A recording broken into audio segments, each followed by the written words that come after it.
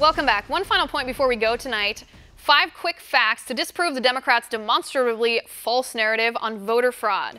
Let's take a look at some numbers and see if this makes any sense to you, or see if these numbers, when they're organized logically, destroy the Democrats' talking points that A, voter fraud doesn't exist, and B, voter ID laws that are meant to prevent voter fraud from happening are racist and discriminatory. Here we go. Number 1, we have a brand new Rasmussen poll that found that 61% of Americans do not think illegal immigrants in our nation should be issued driver's licenses. Only 28% of Americans think we should allow illegals to obtain driver's licenses. Number 2, California is one of only 12 states in the U.S. that gives illegal immigrants driver's license. The state of California is on track right now to issue almost 1 million licenses to illegal immigrants this year alone in 2017.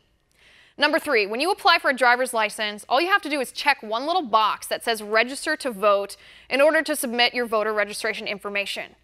Number 4, this one is not hypothetical. In 2014, 2 college professors conducted a study about illegal immigrants voting illegally in 2008 and 2010 elections, and they found that 14% of non-citizens claimed they were registered to vote. Not even counting the legal non-citizens who live in our nation who are still not authorized to vote. If we look only at illegal immigrants, there are roughly 12 million illegals in our nation. 14% of 12 million equals 1.6 million illegals who could be registered to vote. Do you really think none of them actually exercise that opportunity to vote? That none of the 1 million illegals in California this year, who now have driver's licenses, will use that license to register to vote? It's awfully hard to believe. Now, the Democrats claim voter fraud is virtually non-existent. They've created a narrative that claims voter ID laws that are meant to prevent voter fraud will actually hurt minorities disproportionately. Democrats claim minorities have less access to government-issued IDs and therefore would have less access to vote. That brings us to fact number 5, the truth.